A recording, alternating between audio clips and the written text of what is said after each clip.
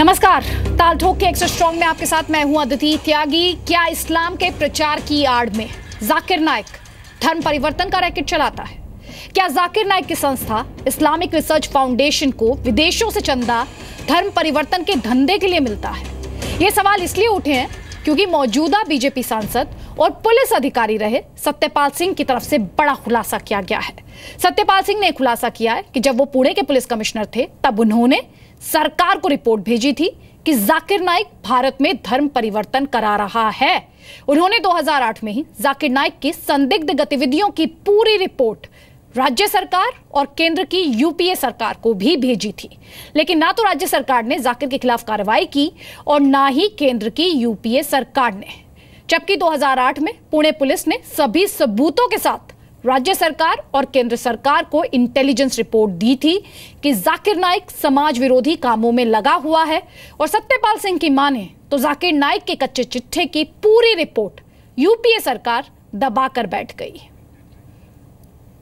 और सिर्फ सत्यपाल सिंह ही नहीं, खुद जाकिर के पीस टीवी में काम कर चुके जुबैर खान आरोप लगा रहे हैं कि 2006 में मुंबई सीरियल ब्लास्ट का आरोपी राहिल जाकिर नाइक का वॉलंटियर था। तो फिर क्या वजह थी कि जाकिर नाइक जैसा आतंक का प्रचार करने वाला अब तक उस पर कोई कानूनी कार्रवाई क्यों नहीं हुई? क्या कांग्रेस सरकार में जाकिर नाइक के आरोपों को जानबूझकर नजरअंदाज कर दिया गया? इसमें लोग इस्लाम के नाम पर जो है ना, धर्म के नाम पे बेवकूफ़ बनाना सबसे आसान है, चाहे वो हिंदू हो मुसलमान हो। हम धर्म के नाम पे गले कटवा भी सकते हैं, काट भी सकते हैं, क्योंकि हम बेवकूफ़ है।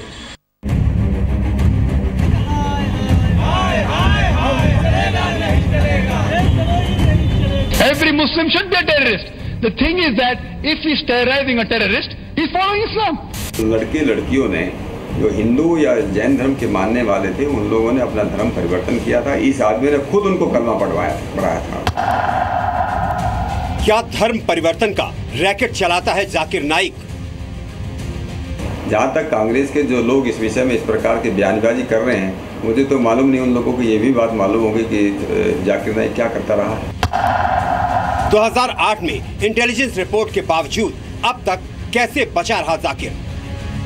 कि बयानबाजी करता है, ये दो जिसको हम बोलते हैं समाजों के बीच में जो है, जिसको दुर्भावना कहते हैं या कम्युनल डिसहार्मनी बोलते हैं, उसको पैदा करने के इसके बयान जो काम करते हैं।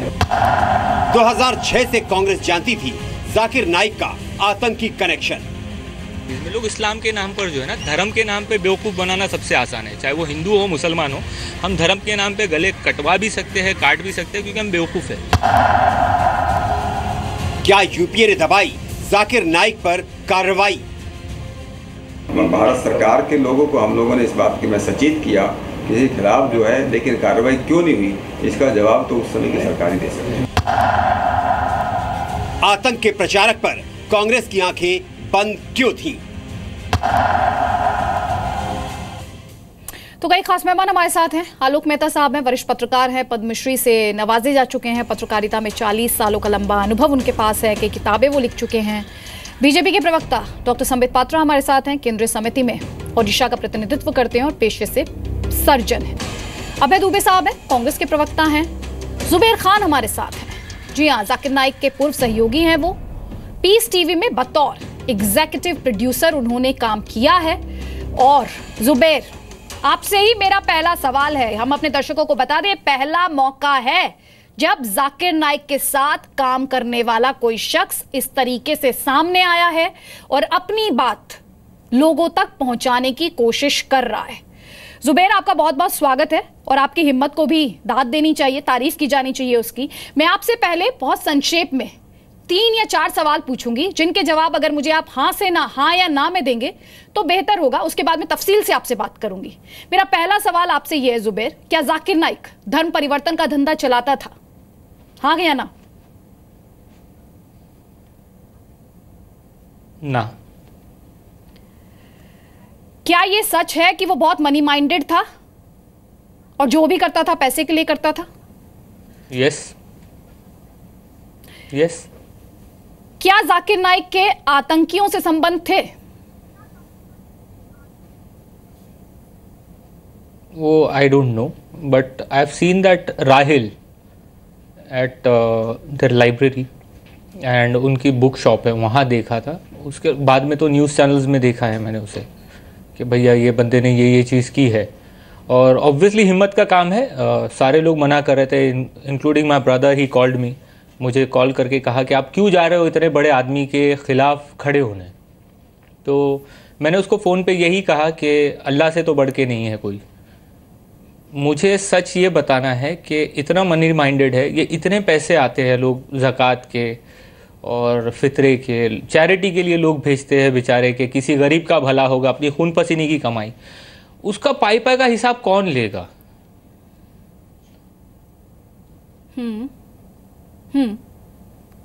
जुबैर, एक बार फिर से मैं आपका करोड़ों रुपए के इक्विपमेंट्स खरीदे जा रहे हैं। बात पूरी कीजिए आप। जी, इतने करोड़ों रुपए के इक्विपमेंट्स खरीदे जा रहे थे। मैं 10 साल पीछे जाके कह रहा हूँ, बिकॉज जब मैं जाकिर नाइक को मिला मैं खुद उनका फ़ैन हुआ करता था। जेन्युइनली बोल रहा हूँ, मैंने उनको देख के इतनी बड़ी दाढ़ी रखी थी। मैंने फिल्म लाइन छोड़ दी, मैं अब तक के 2 फिल्में प्रोड्यूस और डायरेक्ट कर चुका हूँ, मेरी फिल्म आ चुकी है। मैंने फिल्में छोड़ के इतनी बड़ी दाढ़ी रख के जाकिर नाइक से जब मैं मिला, मुझे इंटरव्यू कॉल आया तो मैंने हाथ मिलाकर उनको कहा कि sir, I am very big fan of yours. This was my word to him and he smiled and he said हाँ हाँ। और जब मैंने वहाँ क्लोजली रहकर काम करके देखा है तो वहाँ पर इस्लामिक रिसर्च के नाम पे कुछ नहीं है। मैंने पर्सनल नाम रखा था कि इस्लामिक रास्कल फाउंडेशन है ये। जितने लोग वहां पर काम करते थे, IRF की बात कर रहा हूं मैं, वो लोग ऐसा लगता था कि सर्टिफिकेट लेके बैठे हैं सबको, अभी आप जन्नत में जाओगे। यानी इन्होंने बोल दिया, मुझे बोल दिया था उन लोगों ने कि आप जहन्नम में जाओगे। तो मैंने बोला सर्टिफिकेट लिख के दे दो मुझे। और रोज 3 से 4 सर्कुलर आते थे। आज ही एक सर्कुलर मैं जी न्यूज़ को ही मेल कर रहा था, उस सर्कुलर को पढ़ के मुझे हंसी आई 8 साल बाद। वहां लिखा हुआ है कि आप जीन्स और टी शर्ट में मत आइए ऑफिस, आप 6 पैंट कार्गो, 6 पॉकेट कार्गो है वो पहन के नहीं आइए। भैया, जिस कंपनी का ओनर खुद सूट पहन के प्रोपेगेट कर रहा है इस्लाम का, मैं उनको इस्लाम का प्रचारक नहीं मानता हूं, बिकॉज मैं उनसे क्लोज हुआ था उनकी बातों से मुतासिर होके। बट जब मैंने उनके साथ 1 साल काम किया, पहले 6 महीना या फिर 8 महीना, मैं मानता हूं कि उनके जैसा बदतमीज, बददिमाग और लोगों पे जुल्म करने वाला आदमी जो एम्प्लॉइज है मैंने नहीं देखा आज तक के। और the worst place to work was Peace TV, Harmony multimedia.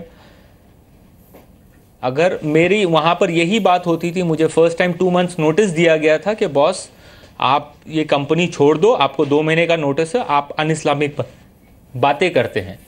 तो मेरी अन इस्लामिक बातें ये होती थी कि मैं उनसे ये पूछता था कि इतने पैसे आ रहे हैं, आप करोड़ों रुपए का इक्विपमेंट खरीद रहे हो, HD 10 साल पहले, आज 2 साल पहले 3 साल पहले सारे चैनल्स, बड़े बड़े GC चैनल्स जो है वो HD हुए हैं। और ये 10 साल पहले HD रिकॉर्डर पे क्वालिटी चेक होता था। तो वेस्ट ऑफ मनी। तो इसका हिसाब कौन करेगा? ये पैसे अगर किसी अनाथ आश्रम में, किसी की एजुकेशन में काम आते। मेरी अन इस्लामिक बातें इनके लिए ये होती थी, मैं इनको क्वेश्चन करता था कि आपकी जो इस्लामिक स्कूल है वहां पर इतनी फीस क्यों ले रहे हो आप?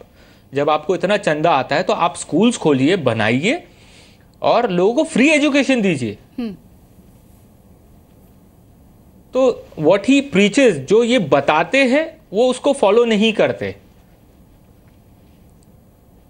जी। और मेरा हमेशा से इनको यही चीज रही है और अब भी मैं इस चीज के लिए फाइट करने, स्टैंड करने खड़ा हो रहा हूं। जबकि मुझे लोगों ने फतवे देना सोशल मीडिया पे शुरू कर दिया है कि आप काफिर हो, आप जूस से मिल चुके हो, आप क्रिश्चियन। मैं किसी से नहीं मिला, मैं अल्लाह और उसके रसूल से डरने वाला इंसान हूं। मैं उस इस्लाम को मानता हूं जो अल्लाह का है और जो हमारे प्रॉफिट मोहम्मद सल्लल्लाहु अलैहि वसल्लम ने लेके आया। मैं जाकिर नाइक वाला इस्लाम नहीं मानता हूं और ना मैं जाकिर नाइक को फॉलो करता हूं। और मैं उनके फॉलोअर्स को भी कहूंगा कि आप आंख खोल के किसी को फॉलो कीजिए। ठीक है।